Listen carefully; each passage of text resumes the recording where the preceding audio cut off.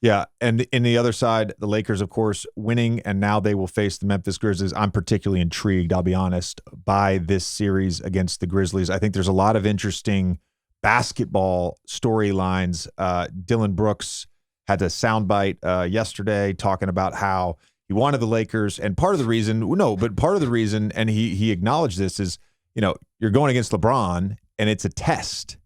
It's a test, and he felt like... Shocker, Dylan Brooks had a soundbite. Yeah. Well, you know what? I like the consistency of the brand here. Yeah. I appreciate it. Yeah. I mean, I will also say these guys want to be in the big show. They want to be in this moment. They've wanted to be in this moment since they've made this jump, and now they're here. It's like when you play LeBron and the Lakers, you're in it. Everyone's going to be paying attention. What were your initial thoughts? Crazy game last night. What were your initial thoughts watching it? And then especially the last, minute of the fourth quarter and then going into OT. Not surprised the Timberwolves played well. They shot the shit out of the ball for much of the game and then really faltered down the stretch. Didn't get really great looks. I think they created 3 open looks in the fourth quarter and overtime from 3-point range. Mike Conley was great, of course. I said this on First Take today. My eyebrow raised moment was not that Anthony Davis fouled Mike Conley on that 3-pointer that sent the game into overtime. My eyebrow raised moment was what preceded that foul.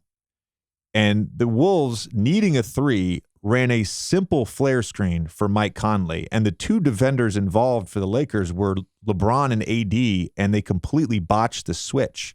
And I brought this up today, and I think it's important to note this moment because I go back to, first of all, Matt Ryan hit a 3 to beat the Pelicans earlier in the season when he was on the Lakers on a very similar play. There was a little bit of a fake misdirection wheel action prior to the flare screen, but same spot on the floor, same action. So it's not like the Lakers haven't seen that before. But I go back to last year's game 1, Memphis Grizzlies and the Golden State Warriors. What turned out to be a very competitive series. Grizzlies up 2 with about 30 seconds to go, and they botch a switch. Klay Thompson gets an open 3, and then Ja Morant misses the layup.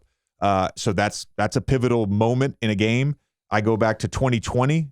Lakers this time on the other end of it. Anthony Davis hits a 3-pointer down 1 against the Nuggets at the buzzer in the Western Conference Finals. Mason Plumlee had just gotten substituted into the game. Him and Will Barton botch a switch. Like, you can't have that happen at the end of a pivotal game like this. In a playoff game. Like, if someone draws up an insanely detailed play with misdirection and it just perfect timing, like the wheel action or the victory play that Brad Stevens used that Klay Thompson, the Warriors, had earlier this year when Klay hit a 3, where they throw it across court. Klay gets a screen up top and then gets a rescreen going back towards the ball. Like, to me, if you get beat on that play, okay, all right. But this is what's important in the playoff times. I broke down last year the Toronto Raptors botching a switch, point switching like this, and Joel Embiid hits a game winner. So that, to me, was the eyebrow raised moment, not that he fouled him. Well, they had a few of these mental mistakes down the stretch. They had 2 different inbounds. They didn't really get burned on either of them. Obviously, Prince missed the 3 at the end of OT, but those are just giveaways. I mean, there's nothing else to it besides that. And it's kind of like, to your point, you can't really win in May if you're doing that. Maybe you get 1 a game or something like that, but you can't do it. And it's puzzling because one of those turnovers on the inbounds play was LeBron. Yeah. And so LeBron and AD, 2 guys you don't think would mess up a simple switch. LeBron turning the ball over in inbounds. The other one was Austin Reeves. Like, I don't know. I want to preview this series a little bit, though, Lakers and Grizzlies. So Grizzlies are the favorites, according to DraftKings Sportsbook. They're minus 125, Lakers at plus 105. There's a bunch of cool stuff that you can draft on this. Series length, over-under, series correct score, exact number of games, all this stuff. When I look at this matchup, let's first of all start with the fact that Memphis has home court. They have been, I think they were 35-6 at home this season. That's important to me. And that's not to say LeBron and the Lakers can't go win on the road, but Memphis is really good at home. One of the things to look for the Lakers specifically is their turnovers because they had some turnovers last night. LeBron had some turnovers last night. They have to limit their turnovers. The Lakers have the 4th best defense post All-Star break in the entire NBA. Memphis has been a top 3 defense all season long. Memphis needs transition points. They need fast break points. That's how they win. And if you're turning the ball over against the Grizzlies, you're going to be in trouble. Is some of this going to come down to D'Angelo's health?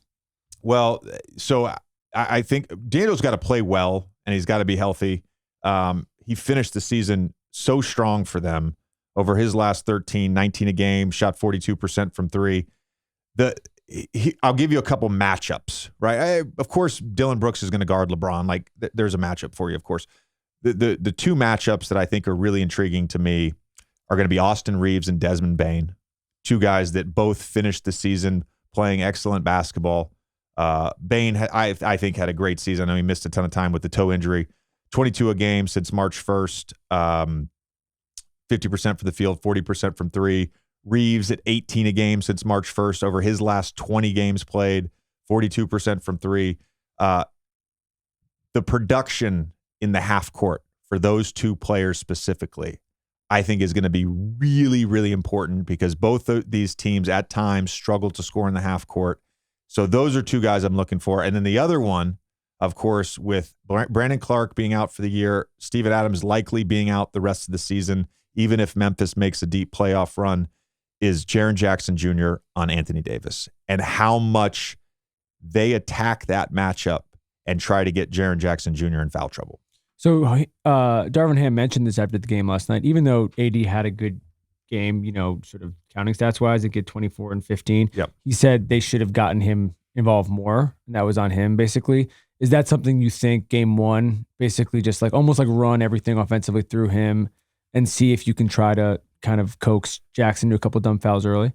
We've seen this a lot with the Lakers since AD joined, where LeBron makes it a point to get him the basketball early in the games, early in halves, early in quarters.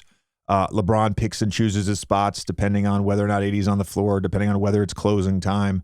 So I think it's going to be a huge emphasis this series to give the ball to Anthony Davis, who, by the way, I just want to say this because I know we talked earlier this week about my all-league teams, my all-NBA teams. Like, he met my threshold for games. I consider Anthony Davis a center, and so I didn't have him over Sabonis, but he had an all-NBA season in the games that he played. He was great this year. It's something where he's been sort of ridiculed a little bit over the last 2 seasons. The guy was awesome when he was on the basketball floor this year. Well, obviously, then you talked about Jaren with Defensive Player of the Year. Both these guys, I mean, it's two all NBA caliber centers. The other thing I was going to ask about last night, the Lakers did a good job on Ant.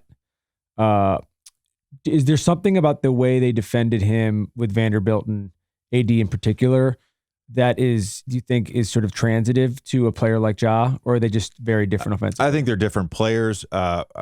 I didn't know this till after the game. I guess Anthony Edwards is dealing with an elbow issue right now too. So I think probably some of on the shooting elbow. So I think some of that maybe is contributes to that bad shooting performance last night. But look, Ja is get in the paint, get in transition, go, attack, elevate, decide in the air type guy. So I do think specifically with Ja, I think it's probably likely that Vanderbilt starts on him. I could see that. Probably goes under screens at times. There probably will be some switching. On the other end of the floor, I'm curious to see how the Grizzlies defend LeBron and AD pick and rolls, whether they play Jaren Jackson Jr. in a drop or whether they switch and Brooks ends up on Anthony Davis. Jaren Jackson Jr. is just an absolute wrecking ball of a defensive player, by the way. I was reading Zach Lowe's stuff today on him, and it's just, in some ways I felt validated by my decision to vote him defensive player of the year. It feels like the one, obviously there's a couple Mobley fans, but it feels like the one decision that everybody is like, yeah, this is this guy's award to lose. There's not much debate on. One other thing I just want to mention on DraftKings Sportsbook, because I know both these teams are on my list of teams, or have been on my list of teams that I think can win the Western Conference, which is very different from the teams that we're not different, but it's a smaller number of teams from the West that I think can win an NBA championship, because ultimately I think there's just a few teams that could potentially beat the Boston Celtics, the Milwaukee Bucks, and in my mind, I think it's the Phoenix Suns, healthy Golden State Warriors teams, and the Nuggets. Those are the three that I think could potentially beat the winner of the Eastern Conference, whether that's the Bucks, the Celtics, Sixers. One of those three teams is my favorites. But for these two teams, the Lakers have the fourth best odds in the Western Conference, and the Grizzlies have the fifth best odds to win the Western Conference. I wonder if somebody who works for the Grizzlies will have this on a somewhere in the locker room at some point. It feels like a team that thrives off motivation, and I don't think any 2 seed wants to be an underdog in a first round series, but especially a team like this. Yeah, I'm just curious if this is the kind of thing that they may see, and maybe we'll be, depending on how next week goes, we'll be repeating at some point. Look, man, they're professional athletes. Got to do what you got to do. We're always looking for motivation. Yep. We're always looking for motivation. It's NBA playoffs time. This week, everyone can score a no-sweat same-game parlay every day during the NBA playoffs. Download the DraftKings Sportsbook app using code JJ, opt in, and place a same-game parlay on any NBA game. If it doesn't hit, you'll get a bonus bet back up to $10. Only at DraftKings Sportsbook with code JJ. Gambling problem? Call 1-800-GAMBLER. In Massachusetts, call 800-327-5050 or visit gamblinghelplinema.org. In New York, call 877-8-HOPE-NY or text HOPE-NY 467-369. In Kansas, call 1-800-522-4700 on behalf of Boot Hill Casino and Resort, Kansas. 21 plus in most eligible states, but age varies by jurisdiction. Eligibility restrictions apply. See DraftKings.com/sportsbook for details and state-specific responsible gambling resources. See show notes for details.